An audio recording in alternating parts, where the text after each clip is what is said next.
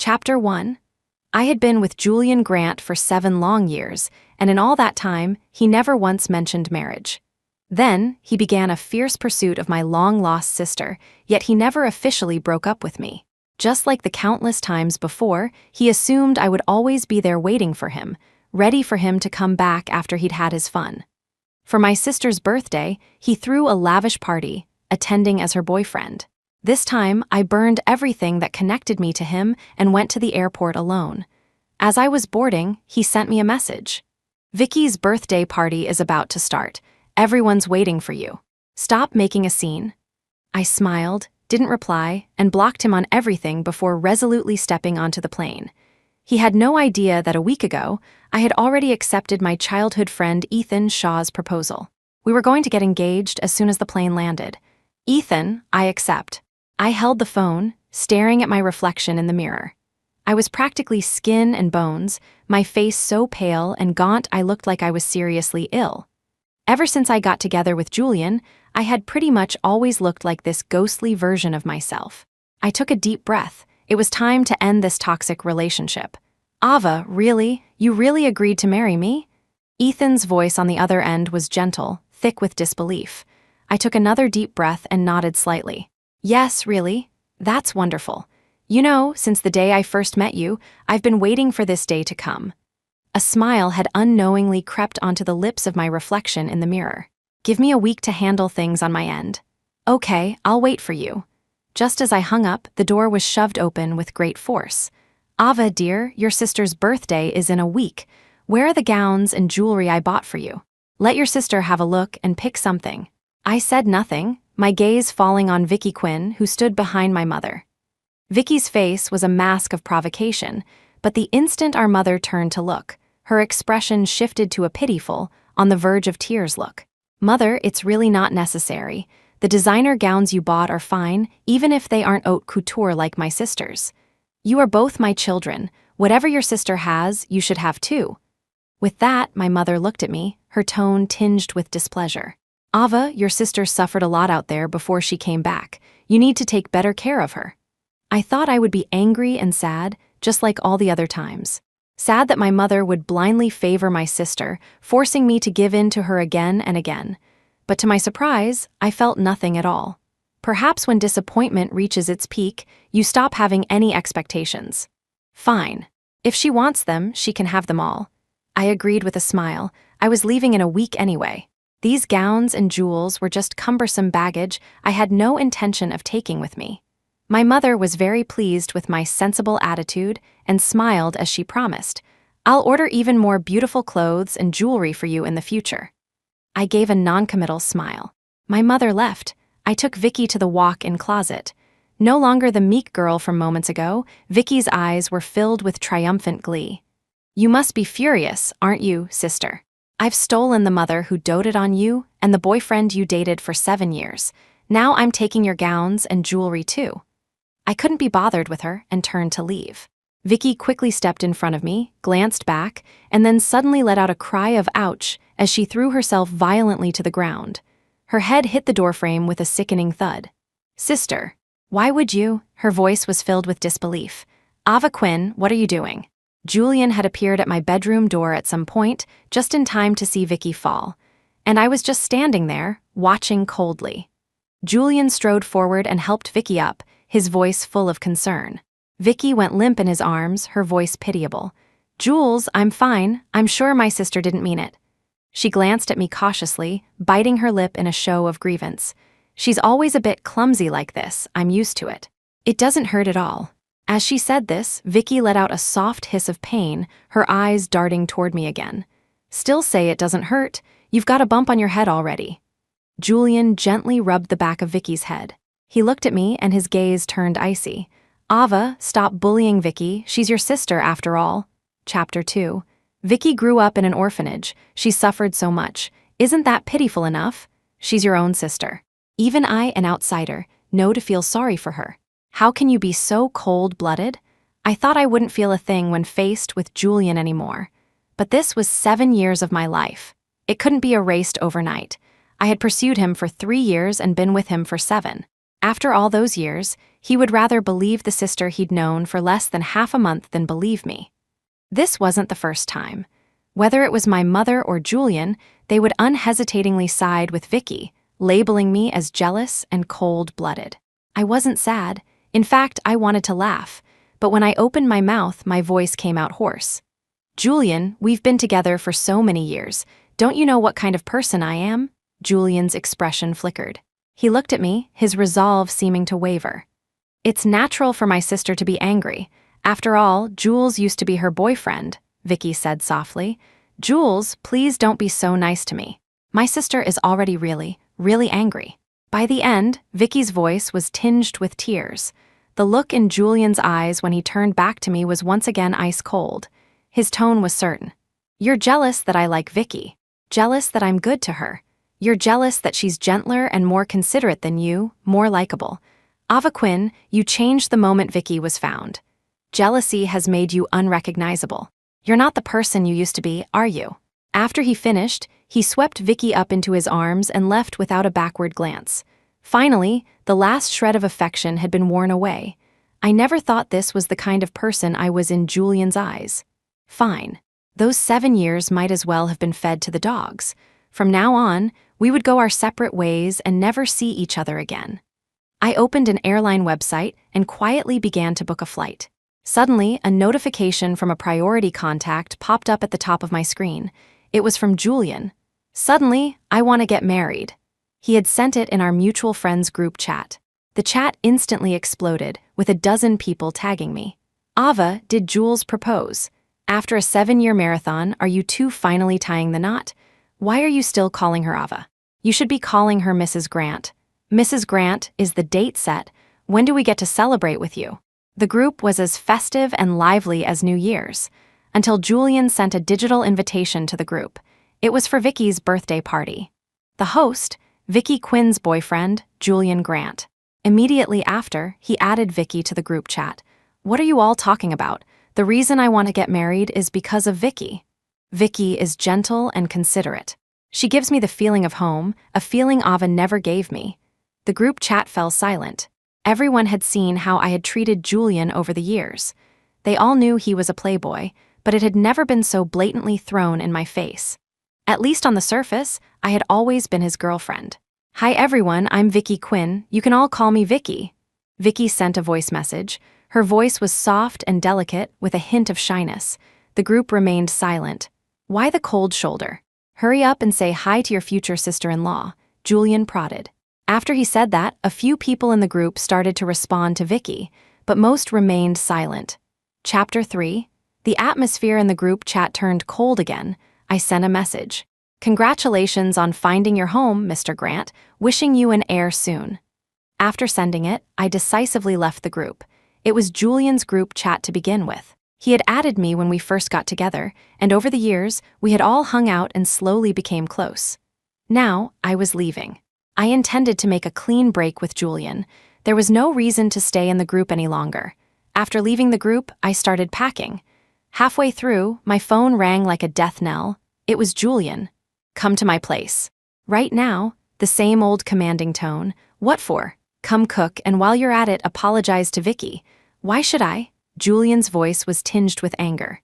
"Because you suddenly left the group, and now everyone is telling me to just have my fun with the other woman and eventually come back to you.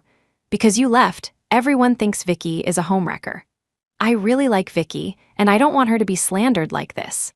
At this point, Julian's tone softened slightly, but it was still as entitled as ever. "Also, I'm having a get-together with the guys. Vicky's here too. Pick up some groceries on your way over, just like you always do. We're meeting in an hour, so you'd better hurry. Apologize to Vicky during dinner, clear things up, and I'll forgive you for this impulsive act." I couldn't help but laugh out loud. I'd never realized before just how shameless Julian was. Even after everything that had happened, he still had the nerve to ask me to cook for him. Taking a few deep breaths, I managed to suppress the urge to curse him out and spoke with relative calm. "I can't forgive you. You cheated on me with Vicky first. She is the other woman, that's a fact, and there's no need to clarify it." Julian was silent for a moment on the other end, then his tone surprisingly softened. Fine, don't clarify it. Just come over and cook. But this is the last time. Vicky is your sister. I'm the one who likes her. If you want to blame someone, blame me. Don't make things difficult for her." I hung up without a second thought.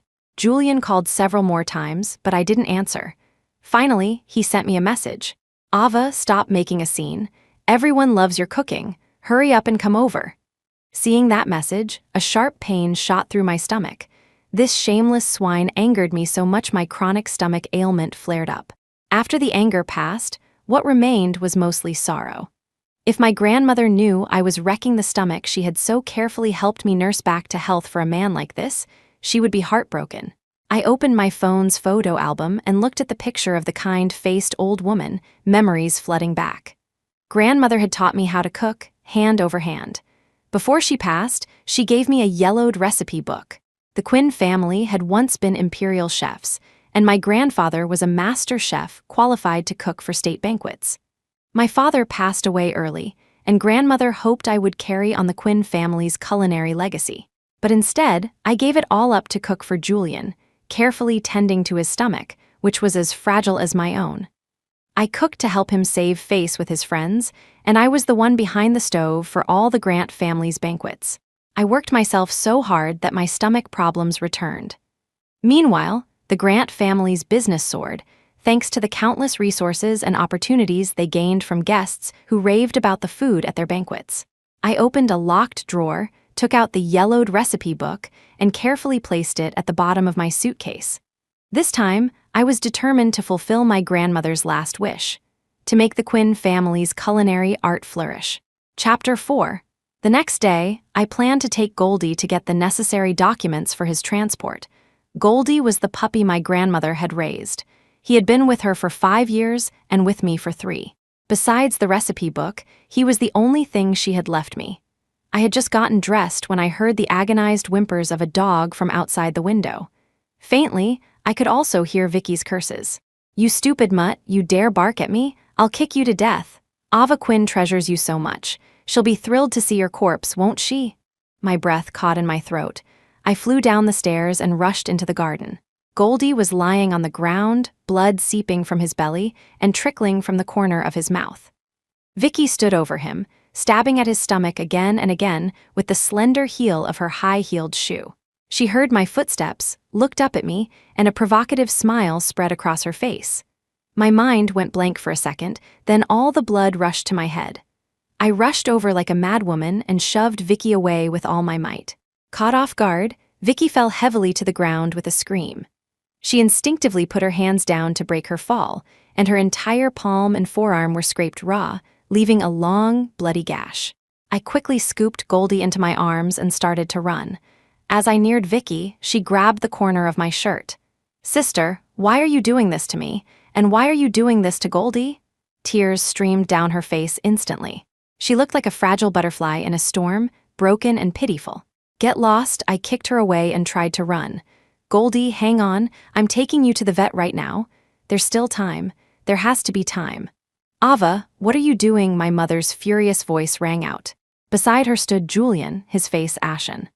"Sister, it's okay if you take your anger out on me, but please, stop hurting Goldie, he's so pitiful," Vicky cried, her eyes filled with pain as she looked at Goldie. Right now, my only thought was getting Goldie to the vet. I couldn't care less what Vicky was saying. I just kept my head down and charged forward. "That's enough, Ava Quinn." My mother grabbed my arm, her tone freezing cold, like ice that had never thawed. "Vicky saw you hitting Goldie and felt sorry for him, so she came to tell me. I can't believe you've beaten him to this state. He was your grandmother's favorite dog. She entrusted him to you on her deathbed, asking you to take good care of him. Your grandmother doted on you so much. How can you face her? How can you face your own conscience after doing this?" "Mother, I'm begging you." Tears of desperation streamed down my face as I pleaded with my mother. "We can talk about this later, just let me take Goldie to the vet." Vicky interrupted me, sobbing. "Sister, please don't take him out just to hurt him more. Goldie is so pitiful. If you're angry, just hit me instead. I've been hit a lot, I'm sure I'll be fine." With that, Vicky scrambled to her feet and grabbed my arm. Where no one could see, she kicked the back of my knee hard. The high heels she had been wearing were somehow gone. Her bare-footed kick didn't injure me, but it made me lose my balance and stumble forward. I instinctively let go. Goldie flew from my arms, rolled several times on the ground, and then came to a stop. Blood had already stained the ground red. His dark, glossy eyes looked at me, and his tail lifted slightly. It seemed he wanted to wag it, but he was too weak. It lifted and then quickly fell back down. Chapter 5. Goldie, I screamed, scrambling to my feet as fast as I could, wanting to hold him again. Hang on, Goldie. Once we get to the hospital, you'll be okay. That was the only thought in my head. But just as I was a step away from him, Julian blocked my path. That's enough, Ava. Julian's face was dark, his tone colder than ever before. You've really gone too far this time. I never thought that besides abusing your sister, you could be so cruel to a dog. Goldie is already like this. Just let him go in peace, okay?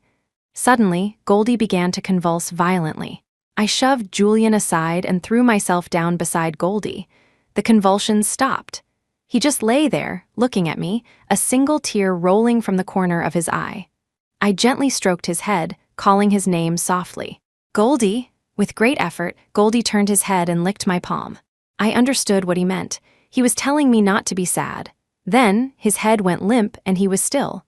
All the blood in my body turned to ice. I felt as if I had been plunged into a frozen cavern. I hadn't protected Goldie. He was the little dog my grandmother had loved most. He was like our little son, always finding ways to make us happy.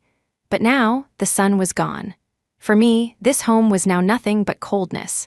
Tears burst from my eyes, instantly blurring my vision. Ha! Julian let out a cold laugh. You're the one who killed him. Who are you putting on this fake crying act for? It's disgusting. Vicky clung to Julian's arm, speaking in a delicate voice. Jules, you used your name as my boyfriend to invite everyone to my birthday party. Of course my sister would be angry. It's all my fault. If I hadn't gone to that party with you yesterday, my sister could have taken her anger out on me, and Goldie would be fine. As she spoke, Vicky actually started to cry. I took a deep breath. Suddenly, I shot up, rushed to Vicky, and raised my hand. With a sharp crack, I slapped her across the face. I used all my strength. Vicky's cheek swelled instantly, a perfect red handprint appearing on her skin. But it wasn't enough. Not nearly enough. What was this pain compared to what Goldie had suffered? I raised my hand again, ready to strike, but Julian grabbed my wrist. At that moment, my mother rushed over, raised her hand, and slapped me hard across the cheek. Ava Quinn, haven't you caused enough trouble? Why have you become like this? My mother was actually crying, her voice breaking at the end. I looked up blankly, the usual light gone from my eyes. As if my soul had been ripped out, I murmured, I haven't changed. And I'm not causing trouble. It's you who doesn't believe me. Why won't you believe me? For a moment, my mother froze. Vicky let out a cry of pain, and my mother's attention was instantly diverted. She ignored me, and together with Julian, helped Vicky inside to treat her wound. A breeze blew past, making my cheeks sting. But mostly, I just felt cold. A cold that seemed to seep into my bones. I couldn't help but shiver and looked toward the spot where Vicky had fallen. Just as I expected, the high-heeled shoe the murder weapon was right there. It was half hidden by leaves, with just the toe peeking out. It was one of the couture pairs my mother had given me. I had never liked them and had never worn them. I had packed them up for Vicky yesterday. Chapter 6.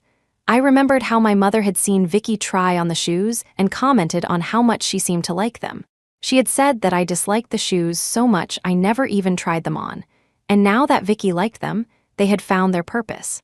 So, if my mother hadn't automatically assumed I was the culprit, if she had just taken a proper look, she would have discovered the truth. I walked over, picked up the high-heeled shoe, and put it in a discarded cardboard box. Everything Vicky had done to me before, I could let it go for the sake of sisterly affection. But this time, she had killed Goldie.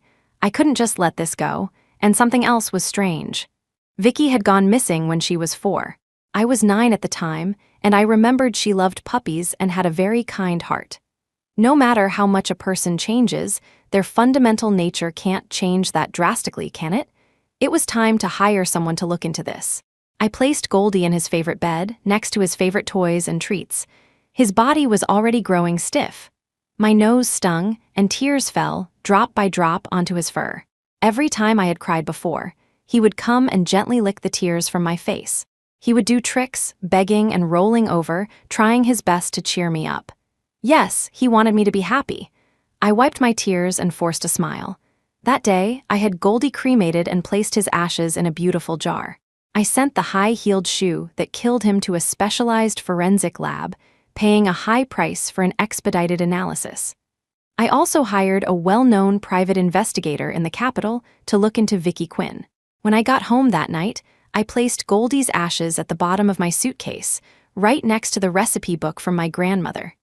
In the middle of the night, I was woken by a loud banging on my door. Just as I got up, the door was violently kicked open. My mother stormed in, furious, and slapped me hard across the face without a word. "Ava Quinn, will you ever stop? Do you realize what you're doing could kill Vicky? You killed Goldie and hurt Vicky during the day, and that wasn't enough. Now you want to kill her outright?" I stared blankly at my mother's face. Vicky's weak voice sounded from behind her. "Mother, I'm sure my sister didn't mean it. I've taken my medicine, my life isn't in danger anymore. She did it on purpose." My mother's tone was resolute, filled with thick anger. "Who sprinkles peanut powder on clothes for no reason? She knows you have a severe peanut allergy. She's deliberately targeting you. No wonder she was so quick to give you all the clothes you asked for without a single complaint. This was the reason." My mother took a deep breath, her eyes filled with disgust as she looked at me, her tone utterly disappointed. "Ava, I never thought you could be so vicious. First thing tomorrow morning, you move out. If you stay in this house any longer, Vicky will be killed by you sooner or later." Vicky peeked out from behind my mother and, in a spot where she couldn't see, shot me a triumphant smile. My eyes showed no emotion. I just nodded silently. To be honest, a part of me was sad. After all, next to my grandmother, my mother was the person who loved me most. She was my only remaining family in this world. But ever since Vicky came back, she had never believed me, not once. Maybe it was guilt for not watching Vicky properly all those years ago, leading to her getting lost and living on the streets.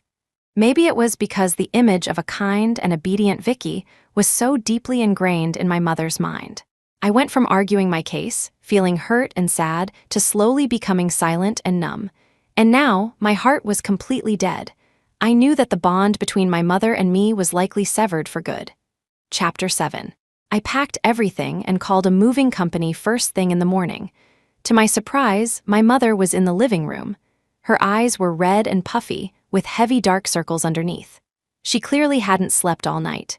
"Ava, take care of yourself. When you've thought things through, you can come back. Your sister and I will always welcome you home."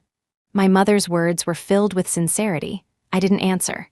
I just directed the movers to load everything onto the truck, got in the car with them, and left without looking back. My sister would never welcome me home, and this was no longer my home. I arrived at the small apartment I had bought 3 years ago and began unpacking my boxes. Inside were all my memories. Photos with my mother, photos with Julian. I cut them all into pieces and burned them. I also threw away the wedding dress I had bought long ago, stuffing it into a trash bag. I had secretly ordered it 7 years ago, right after Julian agreed to be with me.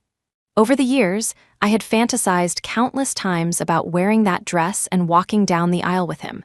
But now, I didn't need it anymore. Even if I were to get married, I would never wear this dress. I didn't want any connection to Julian anymore. That included this wedding dress, prepared for him long ago, a dress he never even knew existed. All that was left were the gifts Julian had given me over the past 7 years. Julian had always been generous. Most of them were designer bags and jewelry. There were a few designer outfits that I had never worn because the size or style wasn't right. Before, I was blinded by so-called love. Only now did I realize that apart from being expensive, very few of the things Julian gave me were things I genuinely liked. He probably never truly liked me, which is why his gifts were always so perfunctory. I packed everything up, planning to ship it all to Julian before I left. After that, I went to the restaurant I owned and hung up a sign that read, "For sale at a low price." I had opened the restaurant 3 years ago to fulfill my grandmother's last wish.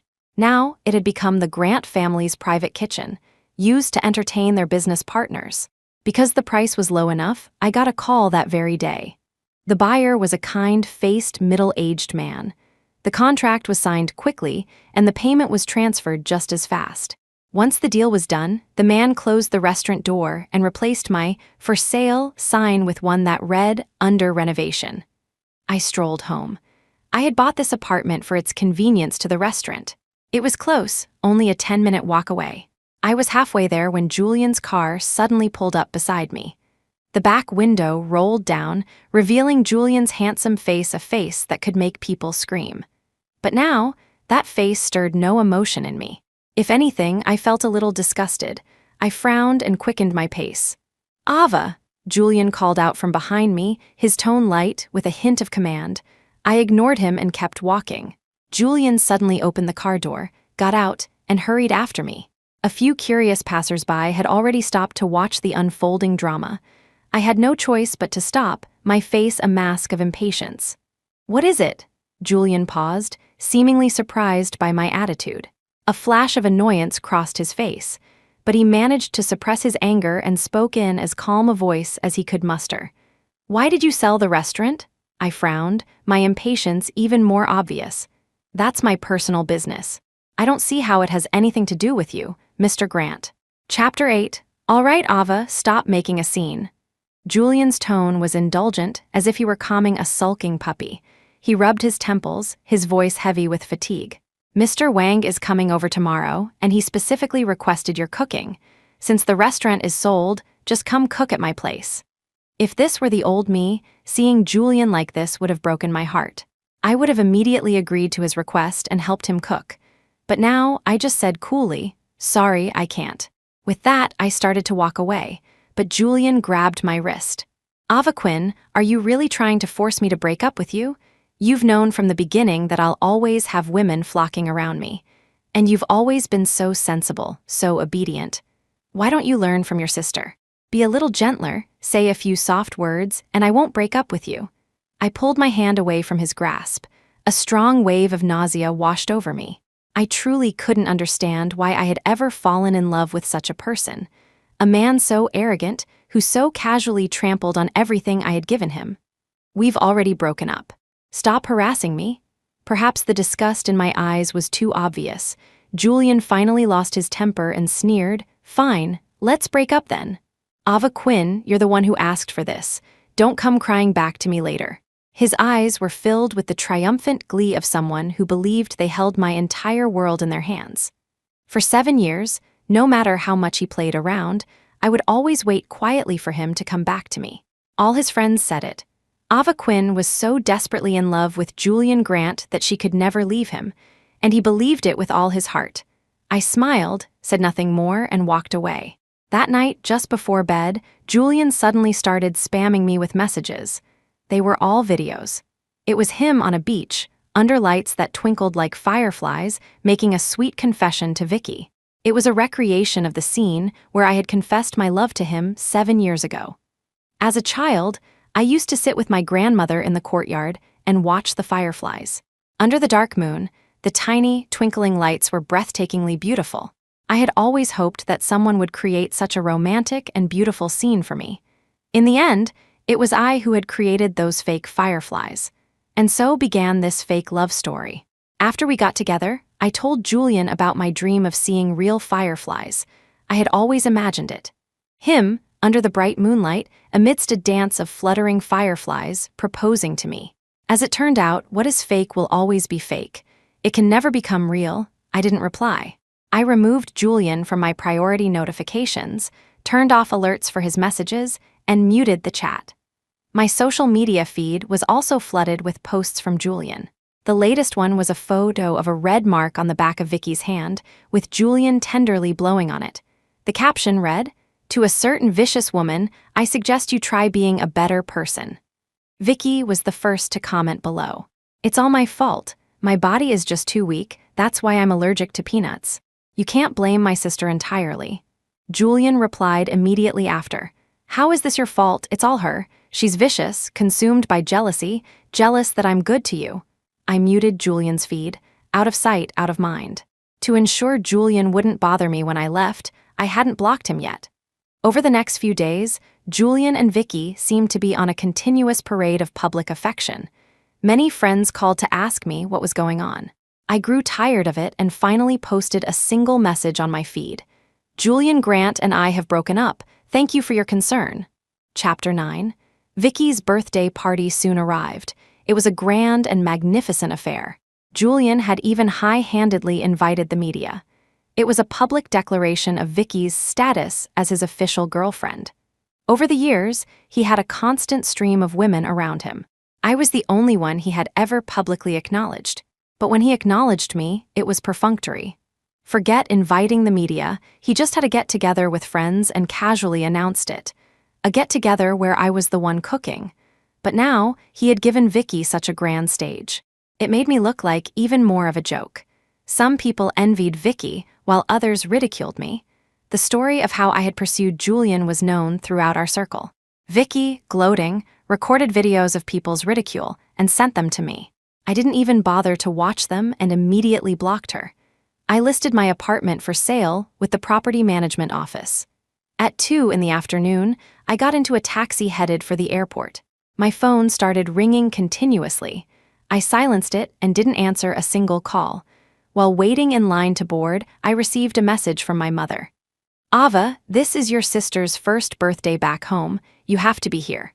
Otherwise, people will think Vicky came between you and Julian, causing a rift between you two. It will damage Vicky's reputation. Vicky has already forgiven you for nearly killing her. After the party, you can move back in." I thought my heart had grown so cold it was numb. But seeing those messages, I still felt a pang of sadness. My mother used to be this considerate of me. Now, all her thoughtfulness and love were directed at someone else, at the person who had viciously killed Goldie. I took a deep breath and blocked all of my mother's contact methods. As I was boarding, I suddenly received a text message. It was from Julian. "Why aren't you replying to my messages or answering my calls? Stop making a scene. We're still waiting for you to cook at the party tonight." Even though it was just text, I could instantly picture Julian's entitled, commanding expression. He had been like this with me for the past 7 years. When I loved him, I didn't think much of it. To love him was to love all of him. Now that I didn't love him anymore, now that the spell was broken, the mere thought of his face made me sick to my stomach. Once I was through boarding, I blocked Julian's number as fast as I could. It was as if I'd be tainted by something dirty if I were a second too slow. After all that was done, I let out a long breath, walked through the gate, and never looked back. After shooing away the media, Julian pulled Vicky's hand from his arm, feeling an inexplicable wave of irritation. Vicky didn't seem to mind his action. Instead, she moved closer, her voice soft with concern. "Jules, you look so pale. Are you not feeling well?" "It's nothing, I'm just a little tired." Julian rubbed his temples irritably. His tone had lost its earlier gentleness and was now tinged with impatience. Vicky kept smiling, her voice even softer than before, laced with a cloying sweetness. "Well, you should rest for a bit, Jules. I'll go see Mother." Julian nodded, saying nothing more.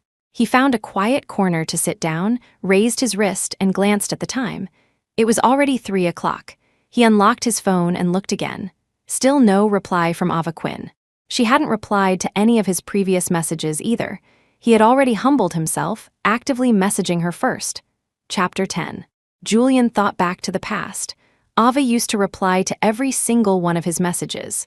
There had never been a time when his own message was the last one in their chat. If that ever happened, Julian wouldn't reply again. It was a matter of his masculine pride. It was always Ava who would back down first, initiating contact again.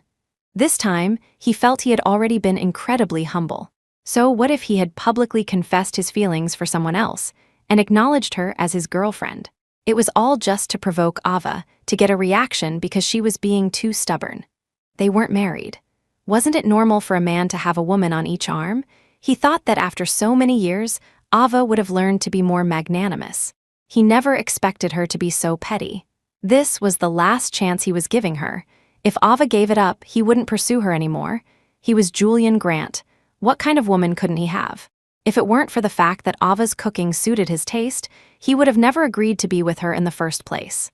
Time ticked by, minute by minute. Julian remained in his seat, checking his phone intermittently, his expression growing more and more agitated. No one dared to approach him and risk his wrath. Julian had arranged the entire banquet. He had subconsciously saved the role of head chef for Ava. It was now almost 4 o'clock. Without a head chef to cook, no one dared to start the preparations. This meant that the evening's dinner was very likely to be a disaster. In the end, it was Vicky who couldn't hold back any longer. She sat down next to Julian and gently tugged on his sleeve. After all, if anything went wrong with the banquet, she would be the one most embarrassed. "Jules, has the chef you hired not arrived yet?" Her voice was soft and pleading, her expression pitiful. It was a look that had once captivated him, but now it just felt annoying. Still, his good manners forced him to bury this disgust deep down. He managed a gentle smile and lightly tapped Vicky's small, delicate nose. "Don't worry, I'll call him now. Your dinner won't be delayed, you little glut." Vicky snuggled into Julian's arms and made a little cat paw gesture with her hands. Meow, meow, meow. Julian gave her hand a perfunctory squeeze and started making the call. The head chef was quickly in place, poached at the last minute from the 5-star hotel next door. With enough money, you could have any chef you wanted. It didn't have to be Ava Quinn. The chef was a professional. Though he was a bit late, he had everything ready before the banquet began. The dinner started on time. An array of colorful, fragrant, and delicious dishes were brought to the tables. The guests were full of praise. Only those who were used to Ava's cooking felt that something was missing. The food was delicious, yes, but it lacked that certain flavor that brought a sense of happiness. Of course, in such a setting, no one wanted to be a spoilsport, so they all followed the crowd, praising the exquisite cuisine. Julian took a few bites, and a dull ache started in his stomach. He frowned slightly. Vicky didn't notice at all and was still periodically placing food on his plate. Julian thought of Ava. Whenever his stomach acted up, Ava would notice immediately. She always carried a thermos with her, filled with a medicinal soup that soothed his digestive system. Without Ava's cooking and medicinal soups these past few days, his stomach had flared up several times. Vicky had never noticed, not once. Julian put down his chopsticks, made an excuse, and took his phone to a quiet lounge area. It was almost 7 in the evening. Ava still hadn't replied. Enduring the cramping pain in his stomach, Julian took the initiative and sent Ava a message.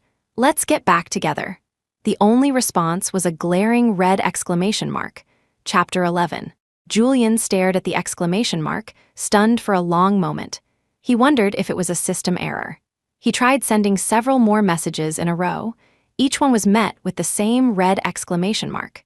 Ava Quinn had actually blocked him. A wave of fury instantly surged through him. He angrily tried to call her. The call wouldn't go through. She had blocked his phone number 2. His chest filled with suppressed rage. How dare she? Wasn't she afraid that he would just leave her for good? The anger made the pain in his stomach worse. She had promised that she would never let his stomach hurt again. In the end, she had broken her word. Fine, let her have her wish. He would disappear from her world completely. The thought of Ava, crying and begging him to take her back, filled Julian with a sense of satisfaction. Everyone around them knew it. Ava loved him so much she couldn't live without him. She would be back, sooner or later. After I got off the plane, I didn't contact Ethan Shaw right away. Having just ended a terrible relationship, I was somewhat hesitant about starting a new one. When Ethan proposed, he had said it in a completely joking tone. He had always been a playful person. I didn't know if it was a spur-of-the-moment thing or if he had given it serious thought.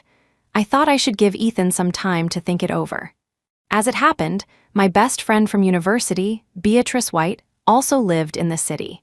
Bea already knew about what had happened between me and Julian. I had officially announced the breakup on my social media, and Julian had made a big show of his love for Vicky. By now, reports about our relationship drama were all over the place. Bea carefully avoided mentioning Julian. I had told her my travel plans a day in advance. She seemed to have already arranged something for tonight. Our team just finished a huge project, and the CEO gave us special permission to have a team-building party on his yacht. We can bring friends and family. It's tonight, so let's go together. Don't worry, everyone on my team is really nice, and there are some handsome young guys too. Just come and see. Bea had always been thoughtful and considerate. She had already anticipated all my worries. I knew Bea worked for a major hospitality group. I wanted to open a restaurant here myself, so perhaps there would be opportunities for collaboration. Even if we couldn't collaborate right away, expanding my network was always a good thing. I agreed. The yacht was docked by the sea. The beach was still undeveloped. There were no streetlights around. In the pitch darkness, the yacht ahead glittered with tiny, sparkling lights. They flickered on and off, like fireflies dancing in the air. Our CEO is incredibly handsome. They say this yacht is named after the person he loves most. He treasures it. This is a huge deal, him letting us come aboard. B seemed incredibly excited about the trip. Someone on the boat called out to B. The early summer evening breeze cut through some of the day's heat. Everyone was gathered around a long, brightly lit table inside the cabin, chatting enthusiastically. B pulled me over to one of the 3 remaining empty seats. The person sitting next to us seemed to be B's boss. He gestured for B to sit next to him. B, in turn, pulled me into the seat beside her. Through the bright glass windows, I could see the yacht's kitchen. Chapter 12. A chef in a tall hat, along with 2 assistants, was busy working inside. Soon, the chef brought out the appetizers. A portion was placed in front of everyone at the table. Finally, he placed a portion at the empty seat next to me. B looked confused and whispered to her boss, "Why is there an extra serving?" Before her boss could answer, a few people sitting near the door gasped in surprise. It's the CEO, did he actually come in person? And amidst the looks of surprise and disbelief, Ethan Shaw, dressed in a casual dark gray suit, appeared at the doorway. The starlit lights on the yacht's ceiling shone down on him, twinkling and shifting as he moved, creating an almost dreamlike effect. His expression was serious, a far cry from his usual playful demeanor. I hadn't seen him in years, and his entire aura had changed. He was more mature now and much more charismatic. He looked at me, and I quickly turned my head away, avoiding his gaze. I could feel his eyes on me, until he pulled out the chair beside me and sat down. "Welcome, everyone, to the Avril. I hope you all have a wonderful time." I looked at him in astonishment. The English name I had given myself was Avril. I had only used it once for a self-introduction and never again after that. Ethan looked back at me deeply. His eyes held an intensity of emotion I had never seen before. My heart began to pound uncontrollably. I nervously looked away. I was so flustered I didn't know where to put my hands. B, who had already noticed the strange way Ethan was looking at me, asked cautiously, "Mr. Shaw, do you know Ava?" Ethan smiled and nodded, his voice warm and deep. "Of course. We used to live in the same neighborhood. We were classmates in elementary, middle, and high school." "Wow, what a coincidence," B exclaimed sincerely. Then she sighed regretfully and leaned in to whisper in my ear, "I can't believe you and our CEO are childhood sweethearts. Too bad he's already in love with someone else." Her boss shot up from his seat as if he'd been electrocuted. Everyone stared at him in surprise. The boss just smiled and raised his glass to Ethan. "Since the CEO has graced us with his presence, let's all toast him." Everyone quickly agreed, standing up and raising their glasses towards Ethan. I also stood and raised my glass, making a token gesture in his direction. Suddenly, a clean, slender hand took my glass. He plucked it from my grasp. "Ava's stomach isn't well. She shouldn't drink. I'll drink this for her." Ethan smiled and drank his own glass. Then, without batting an eye, he drained my glass as well. "The CEO is so thoughtful, the future Mrs. Shaw is a lucky woman," the boss teased from the side. Only B looked completely lost. Everyone sat down, and the dishes were served one by one. The yacht began to move slowly forward. Ethan was easygoing and quickly blended in with everyone. With the gentle rocking of the boat, the initial stiffness from Ethan's arrival disappeared. Ethan's gaze kept drifting to me. Of course, I didn't dare meet his eyes. I was sitting right next to him. It was impossible not to notice. Finally, even B, who was a bit dense when it came to matters of the heart, sensed that something was off. Chapter 13. B leaned in and whispered, "Ava, be honest with me. Is your English name Avril?" I didn't know how to answer that. I randomly brought up another topic to distract her.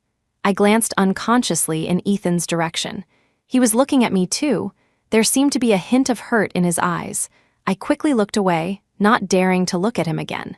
For some reason, seeing him this time felt completely different from before. I used to see him as just a friend, and I'd never felt this kind of heart-fluttering sensation. Shortly after we graduated high school, my father passed away. My mother and grandmother were both devastated. After some discussion, they decided to move to my mother's hometown in the capital, to leave behind the place filled with painful memories. Because of this, I changed my university choice at the last minute to one in the capital. Around that time, Ethan's family sent him abroad. At first, We kept in touch frequently. But then I started university, made new friends, and fell in love with Julian. He seemed to have made new friends and started new relationships as well. Slowly, we contacted each other less and less. We only sent each other blessings on holidays and birthdays via Messenger. Until recently, when my long-lost sister was found. Julian, acting as my sister's boyfriend, sent out invitations to her birthday party far and wide. Ethan somehow found out about it. He called to ask me if it was true. When I confirmed it, he suddenly proposed to me. I was hesitant at first, but then Julian's behavior became more and more outrageous. In a moment of heated emotion, I accepted Ethan's proposal. Thinking back now, he probably just said it offhandedly. Like when we were kids, and he would always say I was his girlfriend. It was just to drive away the annoying boys who pursued me. This time was probably the same, just to help me get away from Julian. Although we used to be close friends, 10 years had passed. Things had changed, and we were no longer the people we once were, just like the Ethan before me now. He felt like a stranger. I couldn't reconcile him with the playful, grinning boy from my memory. "Mr. Shaw, have you and your Avril gotten together yet?" B, having had a few too many drinks, started to speak without a filter. "I don't know." Ethan's voice was warm and deep, yet it seemed to carry a faint sadness. "She accepted my proposal, but she's been avoiding me ever since. Do you have any idea why?" "Huh." B was genuinely drunk and didn't react for a moment. Her boss, afraid she would say something disastrous, quickly pulled her back to continue drinking. Ethan was also drinking, one glass after another. Even though I wasn't looking at him, I could hear the frequency of the glasses being poured and raised. I could hear the sound of him drinking, clear as day. After everyone had eaten and drunk their fill, they moved to the deck to enjoy the night view. The sea was quiet, free from the noise of the city. In the distance, the city lights twinkled like stars. With a sky full of stars and a gentle sea breeze, everyone sat on the deck and began to chat. They talked about work and their personal lives. Because of Ethan's presence, I was in no mood to network. My mind was in turmoil. I didn't know how to face him. While he was happily chatting with everyone, I quietly slipped away to a corner. Suddenly, my phone rang. It was a friend from the capital. "Ava, we haven't seen you in ages. What have you been up to? Do you need any help?" "No, I can handle it myself." My friend paused on the other end. "If there's nothing else, I'll hang up." Chapter 14. No, don't hang up. Sai, it's about Jules.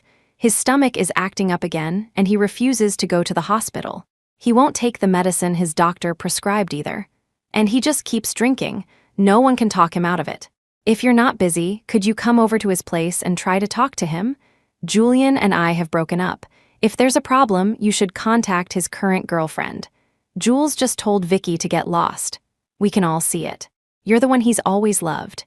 He knows he went too far this time, and he regrets it. Stop. I clutched my phone, my voice flat and resolute. From now on, I have nothing to do with Julian Grant. Don't contact me about him ever again. Mark, who told you to call Ava Quinn on your own initiative? Julian's furious voice erupted from the other end of the line. The sound grew closer. There was a commotion, and then the voice on the phone changed to Julian's. "Ava Quinn, they did this on their own. It has nothing to do with me." "Oh, then I'm hanging up." "Ava," Julian seemed to want to say my name again, but I had no interest in hearing it and decisively hung up. If this had been the old me, hearing that Julian's stomach was hurting would have sent me rushing to his side. I would have made sure he took his medicine. I would have cooked for him, made him soups, and done everything to soothe his fragile stomach. I would have tirelessly monitored his diet and sleep schedule, personally preparing nutritious, stomach-friendly meals and delivering them to him. I chased him for 3 years of university. Everyone knew he had a chronic stomach ailment, and everyone knew he had a pursuer who took meticulous care of him. But what they didn't know was that his pursuer had the same stomach ailment. Now it was time to love myself properly and to love someone who was worthy of my love. As for Julian Grant, he didn't deserve it. I opened my contacts and blocked all the friends from the capital who were connected to Julian. I had only met them because of him. Now that we had broken up, there was no need to stay in touch. Ethan had followed me at some point. He stood silently to the side, waiting for me to finish my call. "Ethan, long time no see." I walked over to him and greeted him formally. Ethan nodded and pulled a small, flat jar from his pocket. Inside were two faintly glowing fireflies, barely moving. I saw B's social media post yesterday and knew you were coming. I searched all night and only managed to find these two. Ethan carefully tipped the fireflies out. The moment they left the jar, their faint glow flickered a few times in his palm and then went out completely. Ethan suddenly burst into tears, looking as wronged as a small child. It's over. The fireflies Avi wanted are gone. She's not going to want me now. I was sure he was drunk. Ethan had a habit of crying when he was drunk. Seeing that his cries were getting louder and attracting attention, I quickly pulled him into a hug. The strong scent of alcohol, mixed with the faint, woodsy scent of cedar from his clothes, instantly enveloped me. I couldn't help but smile, gently patting his back and cooing, "It's okay, I'm not going to leave you." This version of Ethan reminded me a little of the boy he used to be. I helped him to the yacht's lounge. He was the one who pointed out the room to me. It was so hidden, most people would never find it. I flicked on the lights. Instantly, the room transformed into a dreamlike space. The ceiling light mimicked a full moon. The walls lit up with projections of a forest filled with dancing fireflies. It was beautiful, but still, it was an illusion. Ethan was still crying. With no other choice, I went to the kitchen to make him some hangover soup. The yacht had already returned to the dock. It was late. B's boss said goodbye to me and took her home. In the blink of an eye, only Ethan and I were left on the yacht. The hangover soup simmered for a while. By the time I brought it to Ethan, he had stopped crying. But his eyes were still red and watery. He just stared at me without blinking. "I'm dreaming of you again." Ethan suddenly broke into a silly grin. All traces of the domineering CEO he had been in front of his employees were gone. I walked over and fed him the soup, one spoonful at a time. Ethan obediently drank every spoonful. As he drank, his eyes grew brighter and brighter. Suddenly, he took the bowl, which still had a little soup left, from my hands and set it aside. Then, very carefully, he hugged me and let out a sigh of pure contentment. "Avi, it's really you. Finally, I'm not just seeing you in my dreams." He released me, cupped my face in his hands, and studied me intently. His eyes were a mixture of surprise and disbelief. "I thought I would never see you again in this lifetime. I thought I would lose you forever, that I'd have to watch you marry someone else. I never thought I'd have the chance to have you." Chapter 15. Ethan's gaze was scorching as he looked at me. He slowly leaned in, his cool lips brushing against my cheek, then quickly pulling away. His gaze shifted to my lips, becoming hazy and mesmerized. He moved as if to kiss me, but I turned my head aside, avoiding it. Ethan sniffled, a wounded expression on his face. He looked like he was about to cry again. He took a step back, putting a small distance between us. He took a deep breath, his tone earnest and sincere. "If you don't want to marry me right now, I won't force you. I can wait. I can wait as long as it takes. We're not married yet, and I haven't given you a proper proposal. You have the right to change your mind at any time." At this, Ethan managed a smile, but it was a bitter one. "You are free. Even if you end up choosing someone else, not me, I can accept it. It's just, Julian, that guy is too much of a playboy. If you're with him, you won't be happy. I don't want to see the person I love most end up unhappy." I stared at Ethan, stunned. A warmth spread from the bottom of my heart, quickly enveloping my whole body. He used to think words like these were cheesy and would never say them to anyone. I never knew. I didn't know when I had become the person he loved most. I smiled, took a step forward, and gently wrapped my arms around him. Ethan's entire body tensed up, so nervous he didn't know where to put his hands.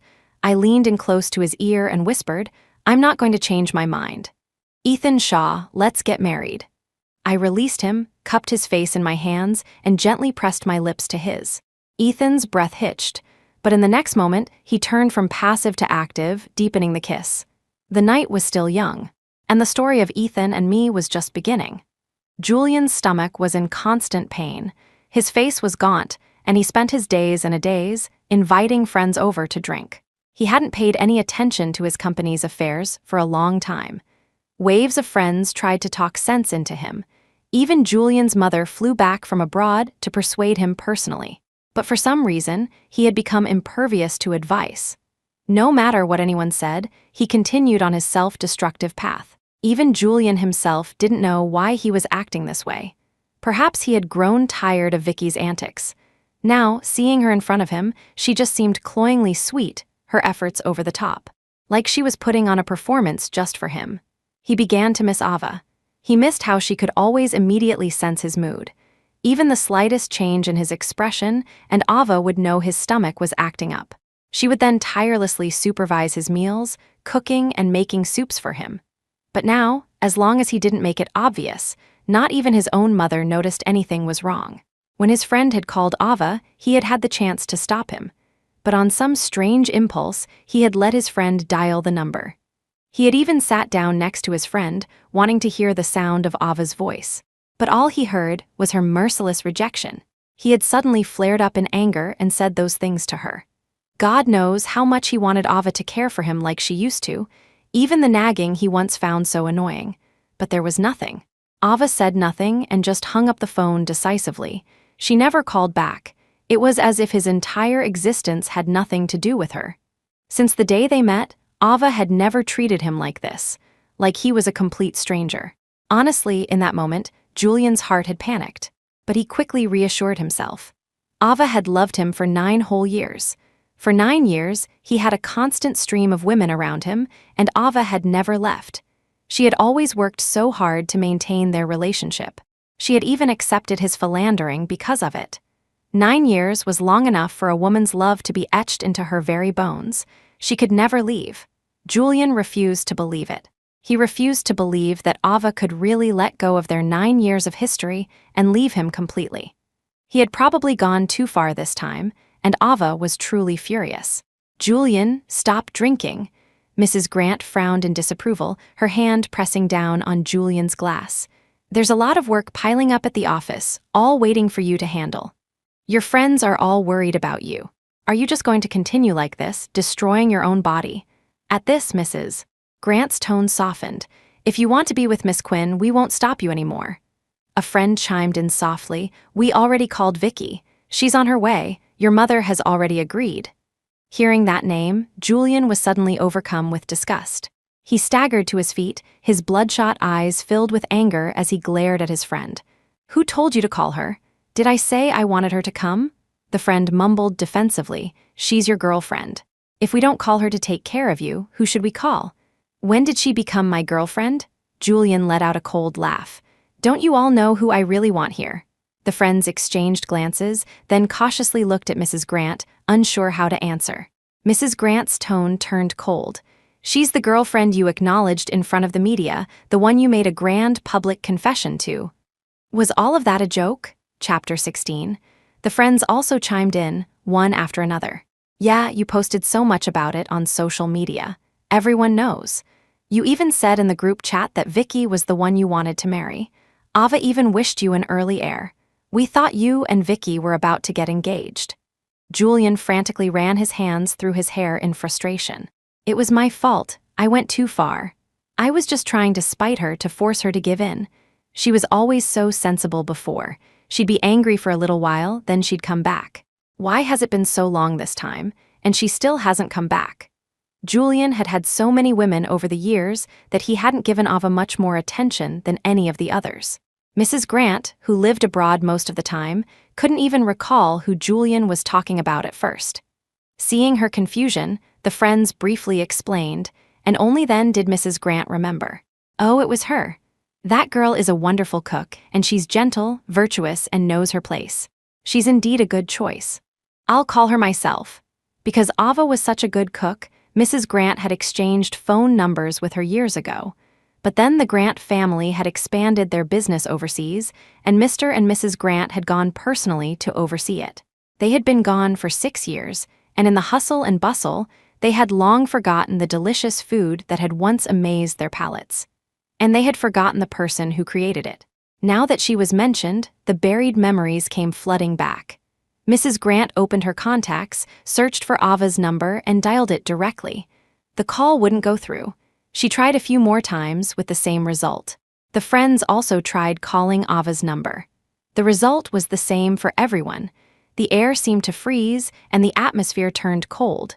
Julian slumped onto the sofa, staring blankly ahead. Mrs. Grant knew what her son was like. In love with one woman, yet publicly declaring his love for another. And to make matters worse, the two women were sisters. No woman would ever accept that. This is your mess. You solve it yourself. I'll have your brother handle the company's affairs for now. With that, Mrs. Grant hurried away. She's just really angry, right? She'll come back to me eventually, right? As if grasping at a last straw, Julian looked at his friend with hopeful eyes. Yeah, Ava loves you so much. She wouldn't really leave you, but you really went overboard this time. Anyone would be angry. My cousin saw Ava at the pet crematorium holding Goldie's body. Oh, and a friend of mine works at a forensics lab. A while ago, Ava sent a pair of high heels to be tested. She even paid for an expedited report. The report has been ready for days, but Ava hasn't picked it up. Why don't you pick it up for her, take it to her, and apologize properly? Ava is soft-hearted. She'll probably forgive you. Julian suddenly remembered that morning. Ava, holding a blood-soaked Goldie, her face a mask of desperation. Julian also remembered that it was he who had stopped her, convinced that she had caused Goldie's injuries. What if she hadn't? Considering what Goldie meant to Ava and the years of affection between them, he didn't dare to think any further. He couldn't comprehend what a despicable thing he had done. At that time, even Ava's own mother had sided with Vicky. If she had really been wrongly accused, how helpless and heartbroken she must have been. He seemed to have gotten used to Ava's devotion, never paying any attention to her feelings. He had never trusted her character. When she needed support the most, he hadn't stood firmly by her side. Recalling all the past events, Julian was struck by a horrifying realization. He had been a truly terrible boyfriend. The Ava now must be isolated and helpless, sitting alone in her apartment, waiting for him to rescue her. Before, it was always Ava who came to him. This time, it was his turn to take the initiative. With this thought, Julian stood up with unwavering determination. He picked up the stomach medicine from the table and swallowed it with a glass of warm water. He went to the bathroom, washed his face, and combed his messy, nest-like hair. Finally, he changed into the set of clothes that Ava liked most and headed for the door. But as soon as he opened it, he ran straight into Vicky. She still had that pitiful, vulnerable look. Her eyes were always watery, as if someone had bullied her, always managing to stir a man's protective instincts. "Jules, you drank so much, your stomach will be upset and your head will hurt." Vicky's voice was full of concern as her slender fingers pressed against Julian's temples. "I learned how to give a massage specifically for you. This should make you feel a bit better." Julian coldly slapped her hand away. "Not necessary." Julian's gaze on Vicky was colder than ever before. Vicky seemed to be very concerned about him, but in all this time, she had never once realized he had a chronic stomach condition. Vicky's smile became even sweeter. It even held a hint of cautious flattery. "Jules, I got a table at that lamb hot pot place on the west side of town. I hear their broth is very nourishing. Let's go eat together." Only then did Julian remember. Ava's stomach was sensitive to cold, and she loved to eat lamb hot pot. But because his stomach was sensitive to heat, he couldn't eat lamb. Ava had always accommodated him. She would only secretly swallow her saliva when they passed by a hot pot restaurant. Julian had noticed, but at the time, he thought her reaction was exaggerated and intentional. He had found her a bit manipulative and annoying. He never once considered that she might have genuinely wanted to eat there. "Do you really like lamb hot pot?" Julian stared into Vicky's eyes, murmuring as if he were seeing someone else through her. Chapter 17. Vicky's sweet smile froze on her face, but she still managed to maintain the slightly stiff, beautiful smile and nodded. "Yes, I love it." She knew Julian was thinking of someone else, that sister she despised so much. The one whose life she had completely stolen, yet who still haunted her like a ghost. Her mother missed her, mentioning her from time to time, and now even Julian couldn't forget her. Vicky tilted her head up, revealing her long, beautiful neck. She wrapped her arms around Julian's neck, pulling him closer. Her voice was seductive and alluring. "I love dipping the lamb slices in a thick layer of sesame sauce. The taste in my mouth is just divine." With that, Vicky tapped her lips, her voice becoming even more enticing. "Jules, wanna give it a try?" Julian's expression suddenly changed. He violently pushed Vicky away. His face was grim, and he stared into Vicky's eyes, speaking slowly and coldly, word by word. "When you eat hot pot, Do you often eat sesame sauce? Yes, what's wrong? Vicky blinked her big, innocent eyes, looking bewildered. Vicky Quinn. Julian said her name, his expression blank. His tone was calm. But beneath that calmness, a storm was clearly brewing. Anyone who knew Julian knew this was a sign of extreme anger. Vicky sensed the danger, and her body trembled involuntarily. She looked at Julian cautiously, her voice timid. Jules, what's wrong? Don't scare me. Vicky tentatively stepped forward, trying to take Julian's arm. Just like she had done so many times before. She would take his hand, nestle into his arms, and put on her best damsel in distress act. It was what Julian liked most. Every time she did it, Julian would gently hold her and comfort her. But this time, Vicky had miscalculated. Julian raised his hand and slapped her hard across the face. The force of the blow was immense. Vicky's cheek instantly swelled, a clear red handprint visible on her skin. Blood trickled from the corner of her mouth. Jules! Tears welled up in Vicky's eyes.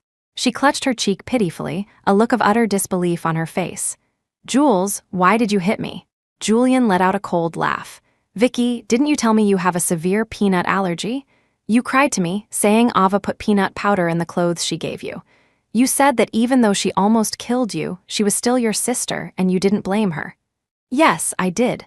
Vicky, still not understanding, nodded in confirmation. I've been allergic to peanuts since I was a child. Mother knows about it too. My sister gave me all her gowns and sprinkled peanut powder on them. Mother was the one who discovered it. Julian backhanded her again, sending her head snapping to the side. Still making excuses, Julian's glare was vicious, as if Vicky were his mortal enemy. The sesame sauce for hot pot is made with 80% peanut paste. You say you're allergic to peanuts, yet you eat sesame sauce with your hot pot all the time. Why don't you explain that to me? How does someone with a severe peanut allergy manage to eat peanut sauce regularly without any issues? At this, Julian let out a self-deprecating laugh. Vicky had eaten hot pot several times before, and each time she had sent him a picture. Each time, he could see a full bowl of sesame sauce in front of her, but he had never paid attention. He only believed what he wanted to believe, never willing to open his eyes and see the truth that was right in front of him. He had forgotten what a kind and gentle person Ava was. She would even show kindness to stray cats and dogs on the street. How could she possibly be cruel enough to kill the puppy she had raised for years? He vaguely remembered it. The look in Ava's eyes as Goldie took his last breath, as if all the light had been extinguished. He had forgotten how much Ava wanted to wear a wedding dress, to walk down the aisle with him, to spend the rest of their lives together. He had also forgotten that there had been a moment when he, too, had wanted to grow old with her. Vicky's face turned pale, and she stammered, unable to speak. So, from the very beginning, you were lying to me. All those things you said Ava did to you. She never actually did them, did she? No, that's not it. Vicky shook her head frantically, but could only offer a weak denial. She knew that the image she had so carefully crafted had completely crumbled. Everything she had done, all the ways she had framed Ava, could now be exposed, and her biggest secret would be brought to light. If that happened, she would lose everything. She would lose the glamorous life she had now. She would lose the mother who doted on her. She would lose a rich and handsome boyfriend like Julian. She would be cast back to where she came from, back to the filth, living like a rat in the gutter, abject and in pain. This fear made Vicky throw herself at Julian's legs, clinging to him. She was crying uncontrollably, no longer caring about her appearance. Please, don't kick me out. Don't tell Mother, okay? Jules, for the sake of how much I like you, please. I'll help you find your sister. I'll apologize to her properly. Julian kicked her away in disgust. His voice was like 1,000 years of unmelted ice, bone-chillingly cold. I will make all of this public and clear Ava's name. You should have thought about this day when you did what you did. With that, Julian turned and left without looking back. Vicky stood there as if all life had been drained from her, staring blankly in the direction Julian had gone. It was all over. Chapter 18. At first, she had been careful, meticulously imitating every aspect of the person she was impersonating. But later, everything framing Ava, stealing Julian had gone so smoothly that she had forgotten she was just a despicable imposter. She had forgotten that the real Vicky Quinn was allergic to peanuts. She had even brazenly sent Julian pictures of herself eating hot pot with sesame sauce. Julian sped all the way to Ava's apartment building. Night had already fallen completely. He saw that the lights were on in Ava's apartment. A wave of wild joy surged through Julian. She had been waiting for him here all along, just like the countless times before, waiting for him to come back. This was the last time. Julian made a silent vow. If he and Ava could get back together this time, he would marry her immediately and strive to be a good and faithful husband, to make up for all his past foolishness. Julian took a deep breath, picked up the bouquet of red roses he had bought on the way, and stepped into the elevator. When he reached the apartment door, Julian noticed that the lock seemed to have been changed. He nervously cleared his throat. He straightened his clothes and collar, ran a hand through his hair. Only then did he raise his hand to knock. The door opened quickly. Seeing the unfamiliar woman in front of him, the apology that was on the tip of Julian's tongue died in his throat. Maybe Ava got lonely living alone and found a roommate, Julian told himself. "Excuse me, is Ava Quinn home?" "Ava Quinn, who's that?" the woman asked, looking confused. She shouted into the apartment, "Honey, do you know an Ava Quinn?" "I think that was the previous owner," a man's voice called back from what sounded like the kitchen. "She left the sale of the house entirely to the property management. I saw her signature on the contract." "Sorry, the person you're looking for has already sold the house to us," the woman said coldly. "We've never met her, and we don't know where she is." With a sharp bang, the woman slammed the door shut. Julian stood there, stunned. Ava had sold the house. Then where could she have gone? Only then did Julian realize.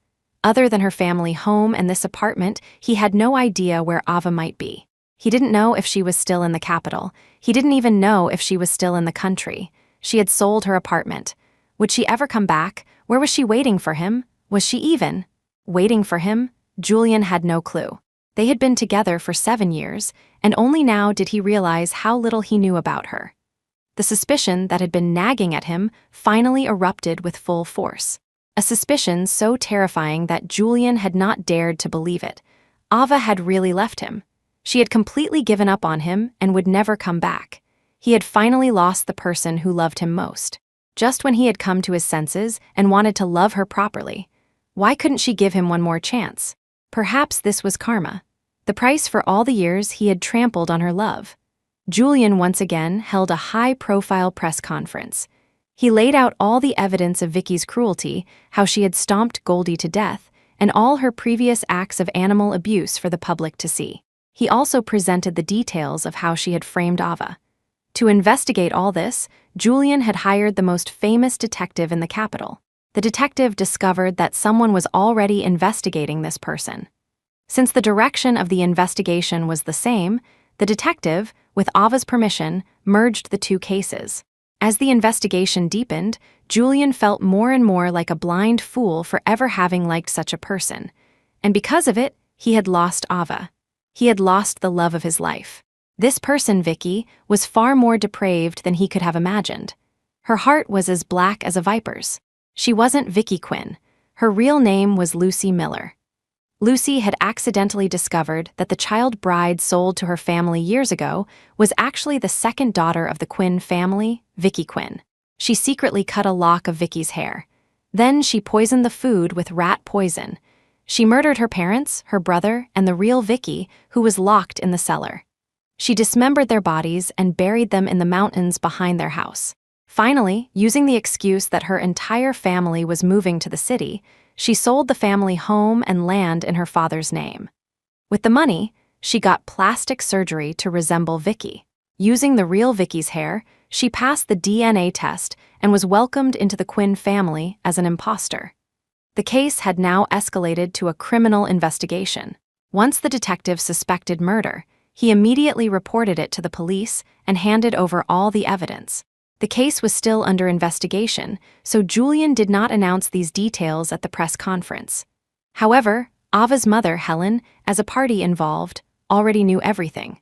The police had exhumed the bodies, and a DNA test confirmed that one of the female corpses was indeed Vicky Quinn. Helen cried her heart out. She couldn't believe she had welcomed her daughter's murderer into her home. Chapter 19. She had even wronged her eldest daughter at every turn for this monster, and eventually driven her away. She remembered now, when Lucy had given her the lock of hair, she had noticed something was off.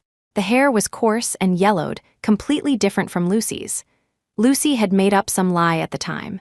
And Helen, lost in the joy of finding her daughter, had ignored her suspicions. If she had been more careful then, if she had taken a strand of Lucy's actual hair for another test, perhaps the truth about her real Vicky would have come to light sooner. She wouldn't have been buried alone in the mountains for so many years, while her murderer enjoyed the life that should have been hers. "Mother, I am your daughter, I'm Vicky Quinn. Tell them, I'm really Vicky, tell them to let me go." Until the very end, Lucy Miller refused to admit the truth. Helen looked at Lucy's face, a face that was 70 or 80% similar to her eldest daughter's. She imagined that if her younger daughter were still alive, she might have looked like this. Her heart ached with a piercing pain, not just for her innocent, murdered younger daughter, but also for the eldest daughter she had driven from her home. "Julian Grant, I just had a miscarriage, it was your baby, you can't do this to me," Lucy shrieked hysterically at Julian, who stood behind Helen. In the end, the frenzied Lucy was forcibly taken away by the police. Julian walked silently behind Helen as they left the police station. He drove her home. They sat in silence for a long time. It was Julian who spoke first. "Aunt Helen, please believe me. I never touched Lucy Miller. What she just said was a complete fabrication. Even if she really did have a miscarriage, the child was definitely not mine." Helen sighed. Once a vibrant and beautiful woman, she seemed to have aged 10 years in just a few days. She was haggard and half her hair had turned white. "I've failed Ava. And I've failed Vicky. Vicky and Ava were so close before she was lost. Even if you had fallen for Vicky, Ava would have only wished you well. She would never have done those things. Why didn't I believe her? Not even once. That child Ava, she must be so heartbroken now. I promised her father and I promised her grandmother that I would take good care of Ava and that I would do everything to find Vicky and bring her home. Now I've ruined everything. How helpless and sad Ava must have been all this time. I'm her mother, her only family, and yet I didn't believe her." She looked at Julian's reflection in the rearview mirror, her face already streaked with tears. "Julian, do you think Ava will ever come back?" Julian didn't answer. He had no answer to that question either. Perhaps, subconsciously, he did, but he was unwilling to admit it. A dull ache started in his stomach. Like the pain in his heart, it was spreading silently. Julian suppressed the discomfort, forced a smile, and tried to comfort Helen. "Aunt Helen, Ava will definitely come back. You're her mother, after all," he trailed off, unable to continue. "Yes, a mother. A mother who, because of a few words from a daughter who had only been back for half a month, had completely denied everything about the daughter she had lived with for over 20 years. Denied her kindness, all her beautiful qualities. Nailed her to a pillar of shame, labeling her as vicious and jealous, and flogged her with accusations day after day. After hurting Ava like this, what right do I have to face her father and grandmother?" Helen buried her face in her hands and sobbed. Even Julian couldn't hold back his tears. They both tried to contact Ava using new numbers, but as soon as Ava heard their voices, she would hang up. Later, it seemed Ava had enabled some kind of regional blocking. The new numbers couldn't get through either. Ethan officially proposed to me. He had searched for a long time to find an undeveloped spot. Every night, countless fireflies would gather there, dancing and creating a scene of breathtaking beauty. It was there, in front of our family and friends, that he knelt on one knee and asked me to marry him. Our wedding was set for the early summer of the following year. Chapter 20. Ethan had wanted to throw me an engagement party, but I found it too troublesome and vetoed the idea. Just as she had promised in university, Bea claimed her spot as one of my bridesmaids. The wedding was still a ways off, so I decided to focus on opening my restaurant first. My failed relationship had taught me something. Pouring all your energy into your partner can create an invisible pressure. A slow, steady stream lasts the longest. I had once felt that this was unfair to Ethan. After all, I had given Julian a love that was fierce and pure. The love I gave Ethan was more temperate, but Ethan was quite open-minded about it. "You'll be with me for the next few decades, while his future will be forever without you." When I think about that, I can't help but laugh out loud. Who has time to think about the past? The future is what's most important. With Ethan's help, my restaurant opened quickly. During this time, the detective would occasionally send me updates about Vicky. No, I should call her Lucy Miller now. The evidence against Lucy was irrefutable, and the case was already proceeding to public prosecution. Apparently, Julian and my mother were working hard, pushing for the death penalty with immediate execution. I had seen Julian's earlier clarification. He had investigated every single one of Lucy's schemes to frame me, including Goldie's death, and presented the evidence to the media. I felt no sense of vindication, only a feeling of absurdity. The frame-ups were so clumsy. If anyone had bothered to investigate, the truth would have been easy to find. I had already moved on and started a new life. What was the point of Julian doing all this now? The damage was done. Like a cracked mirror, no matter what you do, it can never be restored to its original state. At least Lucy finally got the punishment she deserved. It was just a pity about Vicky. She would never have the chance to be my bridesmaid. I still remembered when we were children, Vicky would look up at me with her small face and say seriously that she wanted to be my bridesmaid, that she would keep a close eye on my husband and make sure he never bullied me. I never thought that in the end, I would be the one who couldn't protect her, that she would suffer for so many years, only to be murdered and dismembered in such a cruel way. My restaurant quickly became popular. I didn't want to delegate and compromise the quality of the food, so I always did everything myself. But there were simply too many people who wanted to come. The reservations were booked out for the next month. I served a limited number of tables each day, 5 for lunch and 5 for dinner. That was the maximum I could handle. Any more, and I either wouldn't be able to finish, or I'd have to cut corners. That wasn't why I opened this restaurant.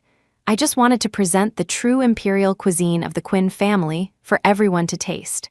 Of course, every day, I would set aside a portion of lunch and dinner for Ethan and myself. Ethan ate with great enthusiasm. His once lean cheeks had even filled out a bit from my cooking. He had always been a bit on the thin side. The extra weight actually made him look better. He was always cheerful now, completely losing that domineering CEO vibe. He was more like the Ethan I used to know, but there were some differences.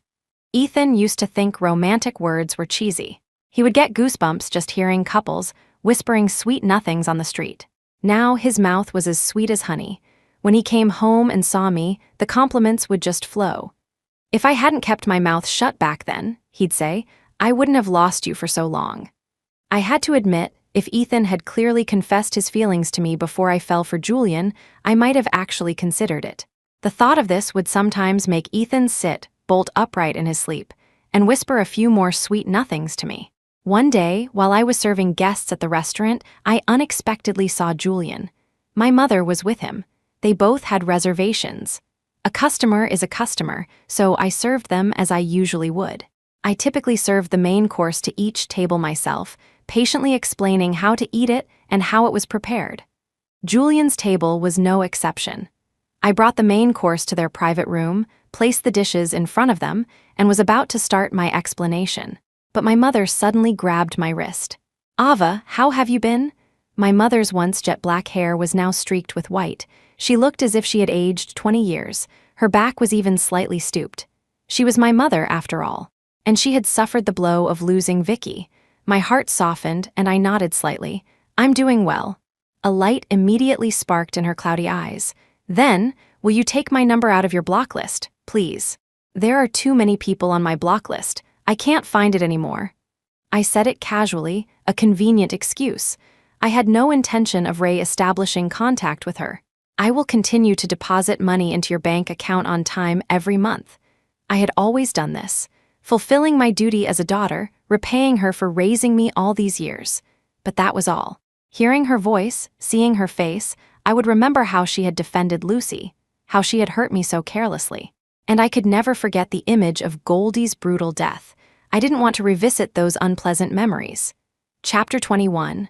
"Okay, as long as I know you're doing well, I can rest easy," my mother said with a bitter smile, not pushing the matter. Julian had been watching me quietly the entire time. Seeing him now, my heart was completely calm. The past was in the past. As Ethan said, the future is what's most important. I began my routine explanation of the main course. Julian's eyes never left my face, Before I could finish, my mother had quickly eaten her food, made an excuse about being full, and left. My speaking pace quickened involuntarily. I finished my explanation and turned to leave, but Julian called out softly from behind me. "Ava!" I pretended not to hear and kept walking, but Julian suddenly stood up and hurried over to grab my arm. I frowned, annoyed.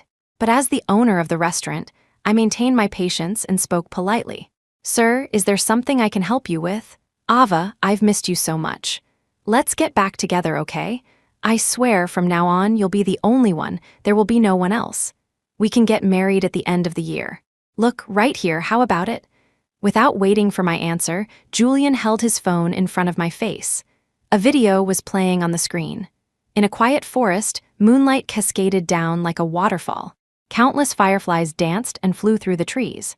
I remember when I first mentioned this to him, he had impatiently said that a place like that couldn't possibly exist anymore. So, it wasn't that it didn't exist. It was just that he didn't care. "I'm sorry, but I already have a fiancé." With that, I shook his hand off in disgust and walked away quickly. Julian followed me, unrelenting. "That's not possible. You're lying to me, right? You said you loved me the most, that you would only marry me in this life. I was wrong before. I was a bastard and I betrayed your love. It won't happen again, just give me one last chance, please." "I'm afraid not. Avi has already accepted my proposal." Ethan's cold voice cut in. In the next second, he appeared around the corner, strode to my side, and pulled me protectively behind him. "Mr. Grant, please have some self-respect. Do not harass my fiancé." Julian staggered back a step. He turned and walked back to his private room, looking utterly lost. So he really had lost the person who loved him most. Before, he had thought there was still a chance to win her back. But now, seeing the way Ava looked at Ethan, a sharp pain pierced Julian's heart. He knew that look all too well. It was the way Ava used to look at him. And now, that look was directed at another man. Her love would never come back to him either. Julian slowly savored the dish in front of him. It was the same familiar taste. But it was no longer made just for him. Julian clung to that taste. Tears fell, unnoticed, into his plate, adding a hint of bitterness. He lingered over the meal until the restaurant was about to close. Ava had already left, leaving only the staff on duty. His mother had gone for a walk and had been waiting in the lobby. Ava and Ethan had left through the back door, so she hadn't seen them. When Julian appeared, his mother looked past him expectantly. "Where's Ava? Didn't she come with you? Aunt Helen, Ava is engaged." Julian managed a smile, but to his mother it looked worse than if he had cried. She was stunned. "To whom?" "Ethan Shaw." A sigh of regret escaped his mother's lips. "After all this time, I can't believe it ended up being him.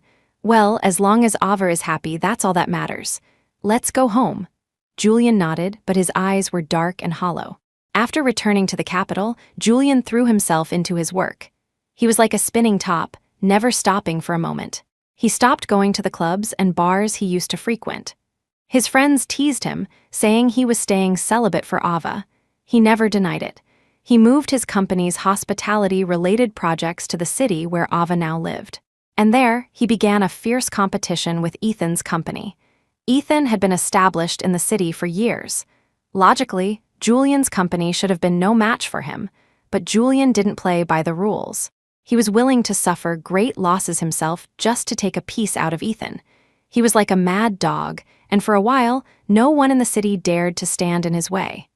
I heard about it from B and was worried for a time, but Ethan seemed to have it all under control. "It's fine, I can handle it, but I need a kiss from my wife to recharge my energy." Ethan was being playful again. I smiled and kissed his lips. And just as Ethan had said, under his counterattack, Julian's momentum slowly weakened.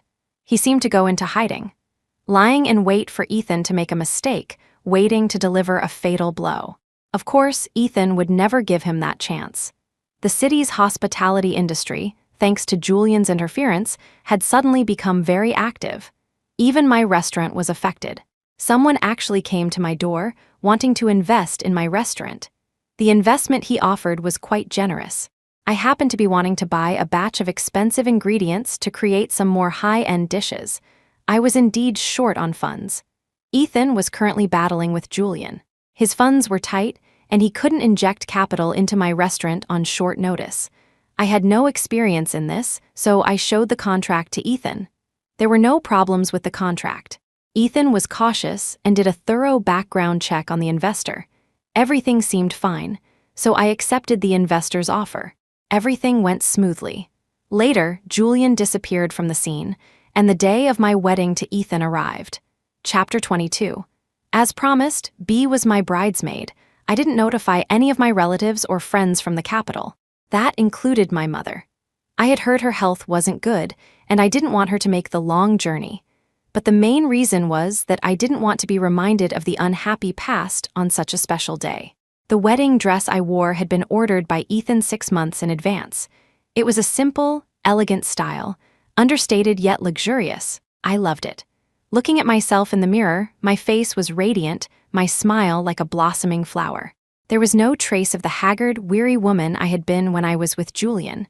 I even felt that my once hollow cheeks had filled out. Indeed, love can make a person whole. Unrequited love, that wasn't real love at all. It only wore me down to the bone. Ethan, also changed, stood behind me. He gazed at my reflection with a look of pure adoration and couldn't help but exclaim, "My love, you are so beautiful." Ethan, in a tailored white suit, was also very handsome. My eyes curved into a smile as I praised him sincerely. "You're very handsome too." We looked at each other and smiled, our eyes filled with happiness. "By the way, Avi," Ethan said, "Julian is here, he's outside. Should I let him in?" I shook my head slightly, without a moment's hesitation. "On such a happy day, I don't want to see him." Ethan smiled and nodded. "Then I'll have security escort him away." The unpleasant little interlude passed quickly. The wedding was about to begin. Ethan had to enter from the other side and had just left. The bridesmaids swarmed in, carefully helping me with my final preparations. Besides B, the other bridesmaids were professionals I had hired. B alone wouldn't have been able to handle everything. I didn't have many friends in the city, so I had to solve the problem with money. Everything was ready. I stood at the door, holding my bouquet. Even though we had rehearsed several times, on the actual day, I couldn't help but feel a little nervous. The wedding march began to play. I took a deep breath and slowly pushed the door open. The first thing I saw was Ethan, eagerly walking towards me. It even made the officiant chuckle. "It seems our groom can't wait." Ethan grinned foolishly, looking a bit silly. The guests below the stage were also amused by his antics. Of course, it was all good-natured laughter. Ethan took my hand. We stood in the center of the stage. We exchanged rings. Ethan suddenly leaned close to my ear and whispered, "I love you, Avi. From the first moment I saw you until the moment I die. And if there's a next life, I hope I can meet you again and spend it with you." Ethan's voice was gentle and tender, filled with deep affection. He was so happy that tears welled up in his eyes. My own eyes were also misty as I cupped his face and initiated a kiss on his lips. "Me too," we embraced. Colorful confetti exploded around us. The guests below erupted in cheers and laughter. Everyone was cheering and celebrating for us. I don't know who started it, but a chant of kiss again, rose from the crowd. Ethan looked into my eyes, and his cool lips met mine. The kiss was delicate and long. It wasn't until I was almost out of breath that Ethan reluctantly released me. Our life after the wedding was peaceful and warm, but not long after, I received news that my mother was critically ill. I went back to see her one last time. Before she passed, I forgave her for the pain she had caused me. The dead are gone, and the past is erased. After handling my mother's funeral, Ethan and I returned to the Quinn family home. The servants, driver, and bodyguards all needed to be settled. And this villa, I planned to sell it directly. It was already late, and the real estate agencies were closed. Ethan and I decided to stay one night and call an agent in the morning. Early in the morning, Ethan was woken by a phone call. There was an emergency at the company, and he had to go back to handle it. I waited for the agent to arrive. But I never expected to see a completely different person. "Ava, long time no see."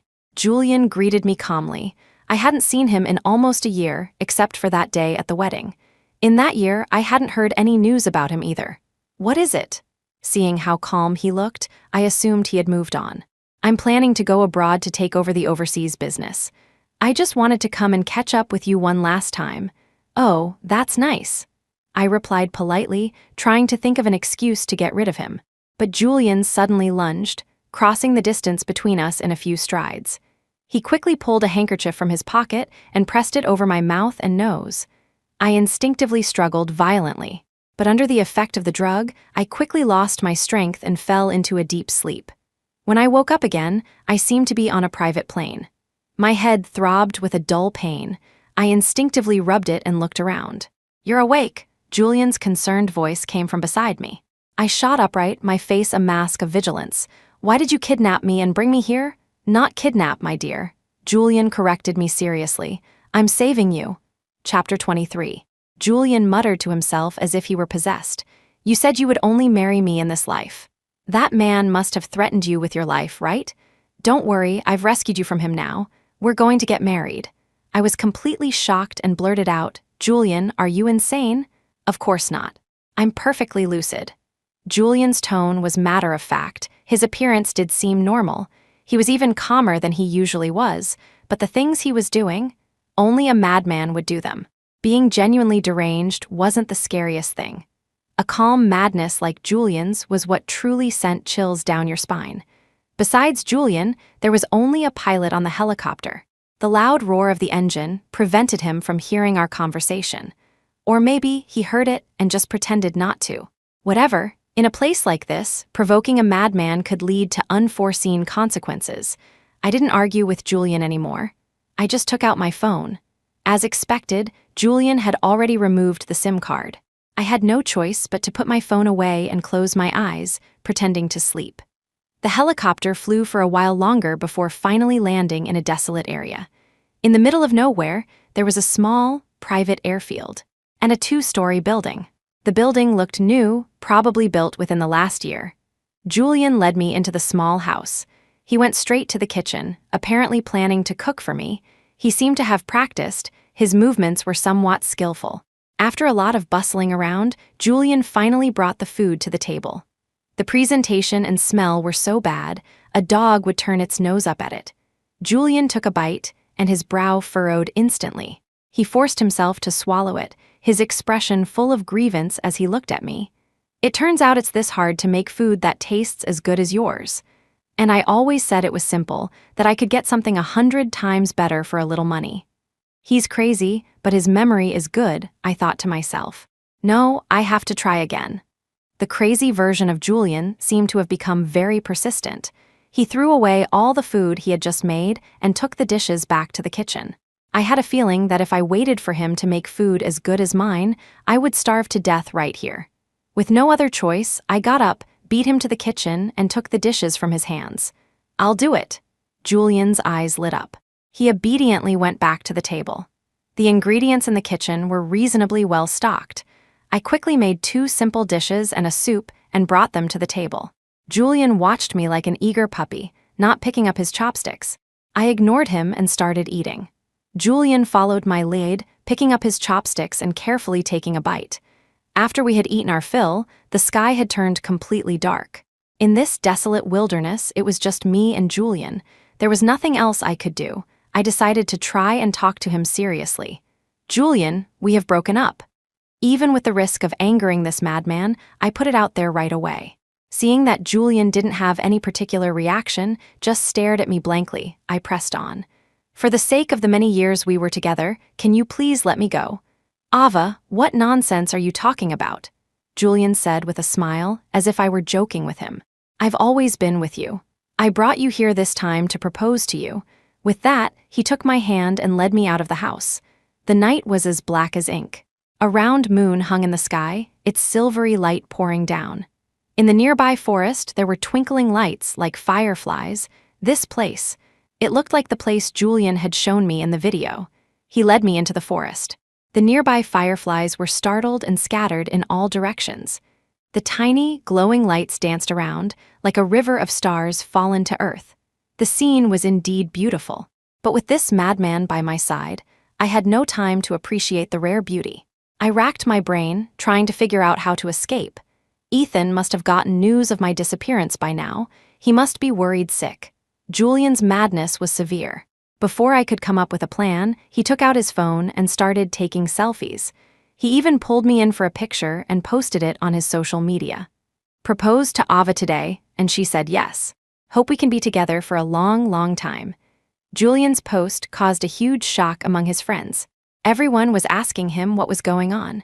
Julian replied to each one, his words a stream of madness. Many people had already realized it. Julian's mental state was not normal.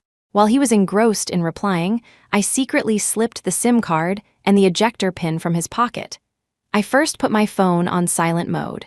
Then I quickly put the SIM card back in. Messages immediately started popping up. There were dozens of missed calls, all from Ethan. I quickly sent Ethan my location. I've been kidnapped by Julian. Come quickly. Fortunately, this place wasn't far from the city. All I had to do now was keep Julian calm and wait for rescue. Julian had me watch the fireflies in the forest for a long time. He didn't do anything out of line, just talked about our past together. For me, it wasn't a particularly good memory. Julian seemed to realize this too. After recounting one of his own despicable acts, he would apologize to me. Slowly, I began to sense that something was wrong. Julian, you're not really crazy, are you? Chapter 24. Julian smiled but didn't answer. Julian, what are you really trying to do? He had finally finished recounting the last of his foolish acts. It was about how he had fallen for my sister and helped her bully me. He looked into my eyes and spoke slowly, word by word. I just wanted to say one last goodbye to you. The police search was already close. The sound of a helicopter's engine roared from the distant sky. Julian smiled at me, his eyes full of reluctance, but also a steely resolve. I want to go back to the day I first met you. If that day could really happen again, I would definitely pursue you first and love you properly. As he spoke, white foam frothed at his mouth, and he slowly collapsed. Julian, without me, you would have met someone you loved even more. If you leave like this, you'll have nothing left. Seeing a living person about to die before my eyes, even though this person had hurt me deeply, it didn't warrant him paying with his life. After all, loving him had been my choice. The past was gone, like smoke in the wind. We owed each other nothing. Why would he leave over something so trivial? But Julian shook his head. His speech was already slurred, but I still heard his words clearly. There won't be. Besides you, there will never be anyone else. Ethan and the rescue team rushed towards me. The paramedics began to perform emergency treatment on Julian. Ethan wrapped his arms around me and led me away from this place of turmoil. In the end, Julian couldn't be saved. He died that night. He had written a will in advance and even arranged for his inheritance. He left all his assets to me. The amount was a drop in the bucket for the Grant family, so no one contested it, but I didn't want it either. I donated it all to a charity for youth mental health. Julian's obsessive behavior was likely related to his childhood experiences. I hoped the money could help more people like him who were struggling with their mental health. As for Julian's death, while I felt a sense of sorrow, I didn't feel much guilt. After all, death was his own choice. I had done nothing wrong and had no reason to feel guilty for his death. Before he died, he had kidnapped me and forced me to do things against my will. Forced me to watch him die. I knew Julian wanted me to feel guilty, to use this method to make me remember him forever. Unfortunately for him, his wish was not to be granted.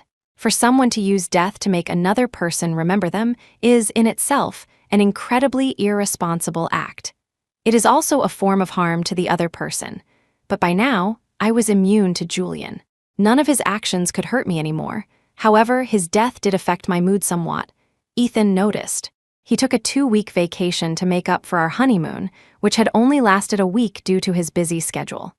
We went to the beach, watched the sunrise and sunset, the ebb and flow of the tides. We climbed to the top of a mountain and looked down on the world below. We watched streams trickle by, admired pavilions and towers. Finally, we went to a remote farmhouse. Away from the hustle and bustle of the city, we lived a pastoral life, chasing chickens and herding ducks. There was a small interlude during this time. Our neighbor's dog had a litter of puppies that were just weaned, and they asked if we wanted one. We went over to take a look. When I saw one of the puppies, all yellow with a patch of black fur on its forehead, my eyes instantly blurred with tears. This puppy looked exactly like Goldie. It seemed very excited to see me. When it saw me crying, it tilted its head. Then it lay down, did a perfect little roll, and immediately got up, barking at me with tiny, milky yaps. The sound of the puppy's cries made me laugh through my tears. We bought the puppy and named him Little Goldie. Little Goldie was very well behaved, and many of his little mannerisms were just like Goldie's. I was willing to believe that it was Goldie, come back to me in a different way. The Grant family suppressed the news of Julian's death, so it didn't cause much of a stir. After all, committing suicide over a woman wasn't exactly a glorious story to spread. Julian's friends were curious about the cause of his death. They all suspected it had something to do with me. After all, the crazy social media post Julian had made, though it was late at night and quickly deleted after his death, had still been seen by quite a few people.